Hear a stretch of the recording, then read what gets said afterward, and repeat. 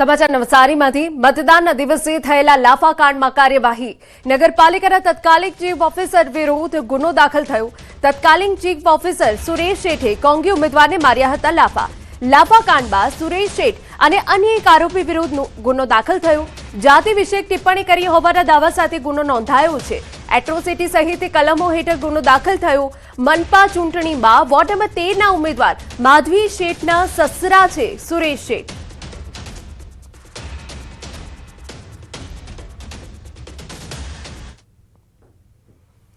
तो नगरपालिकाના तत्कालीन chief officer सामे गुनो दाखल थयो छे। आरोपी सुरेश शेठ सहित बे लोको सामे गुनो दाखल थयो छे।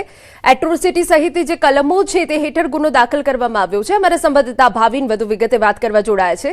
ભાવિન, પૂરી વિગત। जी ચોક્કસ એના જે સમગ્ર ઘટના છે સ્થાનિક સ્વરાજ્યની ચૂંટણી એટલે કે જે મતદાન નો દિવસ હતો 26 તારીખે બનાવ બન્યો હતો। 26 તારીખે જે બનાવ બન્યો હતો એમાં જે તત્કાલીન જે ચીફ ઓફિસર હતા સુરેશ શેઠ એમના દ્વારા જે વોર્ડ નંબર 13ના જ ઉમેદવાર છે કોંગ્રેસની ઉમેદવાર હતા એમને લાફા મારવાની જે ઘટના એ સામે આવી હતી। હકીકતમાં એવું છે કે સુરેશ શેઠના જે ખાસ કરીને માધવી શેઠ જે છે એ ઉમેદવારના સસરા થાય છે સુરેશ શેઠ અને એમના દ્વારા આ રીતના જાતિ વિષયક ટિપ્પણીઓ કરવામાં આવી હતી। તે દિવસે મતદાનનો જે વોર્ડ નંબર 13માં ભારે રસાકસી હતી ઉમેદવાર કોંગ્રેસી અને ભાજપના ઉમેદવારો વચ્ચે અને ત્યારે ઉગ્ર બોલાચાલી થઈ હતી અને બોલાચાલી દરમિયાન જે માજી ચીફ ઓફિસર સુરેશ શેઠ છે એમના દ્વારા એ જે કોંગ્રેસ ઉમેદવારને લાફા મારવામાં આવ્યા। ત્યારબાદ જે ઉમેદવાર છે કોંગ્રેસી ઉમેદવારે પોલીસ સ્ટેશનમાં ફરિયાદ આપી હતી અને સુરેશ શેઠ વિરુદ્ધ એટ્રોસિટી સહિતની જે કલમ હતી એ વિરુદ્ધ ફરિયાદ પણ તજવીજ હાથ ધરી હતી અને છેવટે નવસારી જિલ્લા પોલીસે સુરેશ શેઠ વિરુદ્ધ જે એટ્રોસિટી સહિતની જે કલમો છે એ હેઠળ ગુનો નોંધીને હાલ તપાસ હાથ ધરી છે। બિલકુલ, આભાર।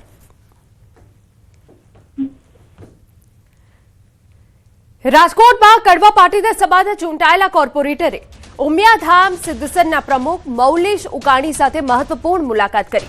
કિશન ટીલવા, કિરણબેન માકડિયા, અશ્વિન ભોરાણીયા, ભારતીબેન પાડલિયા અને જયસુ કાથરોટિયા સહિતના કોર્પોરેટરે મુલાકાત કરી હતી। નોંધનીય છે કે પદાધિકારીઓ માટેની સેન્સ પ્રક્રિયા પહેલા આ બેઠક યોજાતા અનેક તર્ક વિતર્ક સર્જાયા। આ મુલાકાતને લઈ હવે સવાલો ઉઠી રહ્યા છે કે શું આગામી સમયમાં કડવા પાટીદાર સમાજના કોર્પોરેટરને પદાધિકારીઓમાં સ્થાન મળશે કે કેમ? તો સેન્સ પ્રક્રિયા પૂર્વે કોર્પોરેટરોનું લોબિંગ શરૂ થઈ ગયું છે। કડવા પાટીદાર કોર્પોરેટરની બંધ બારણે બેઠક યોજાઈ હતી, પરંતુ હવે આજે મેયર સ્ટેન્ડિંગ કમિટી ચેરમેન જે પદાધિકારીઓમાં સ્થાન મળશે કે કેમ તે એક સવાલ છે। સમાચારમાં આગળ વધીએ। સુરેન્દ્રનગર જિલ્લા ભાજપના નમો કમલમ કાર્યાલય ખાતે સ્થાનિક સ્વરાજ્યની ચૂંટણીમાં વિજેતા બનેલા ઉમેદવારો માટે અભિવાદન સમારોહ યોજાયો।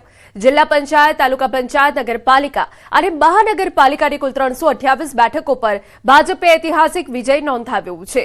ગત ચૂંટણીની સરખામણીમાં વધેલા વોટશેર સાથે મતદારોએ ભાજપની વિકાસમુખી રાજનીતિ પર વિશ્વાસ વ્યક્ત કર્યો છે। સમારોહમાં પ્રદેશ મહામંત્રી હિતેન્દ્રસિંહ ચૌહાણ, ઉપાધ્યક્ષ ગૌતમભાઈ ગેડિયા અને જિલ્લા પ્રમુખ હાર્દિકભાઈ ટમાલિયા સહિત આગેવાનો ઉપસ્થિત રહ્યા અને સૌનો સાથ, સૌનો વિકાસના સૂત્રને સાર્થક કરવાની પ્રતિબદ્ધતા વ્યક્ત કરવામાં આવી। સુરેન્દ્રનગર જિલ્લાનું સ્થાનિક સ્વરાજમાં એક ઐતિહાસિક પરિણામ આવ્યું છે। ત્યારે સ્થાનિક સ્વરાજમાં ચૂંટાયેલા સૌ જનપ્રતિનિધિઓનો અભિવાદન સમારોહનું આયોજન આજે પ્રદેશ ભાજપના મહામંત્રી હિતેન્દ્રસિંહ ચૌહાણ, સાંસદશ્રી, ધારાસભ્યશ્રીઓ તેમજ સંગઠનના સૌ હોદ્દેદારોની ઉપસ્થિતિમાં આ તકે અભિવાદન કરી અને મતદારોનો આભાર વ્યક્ત કરવાનો અવસર આજે અમને સૌને મળ્યો છે।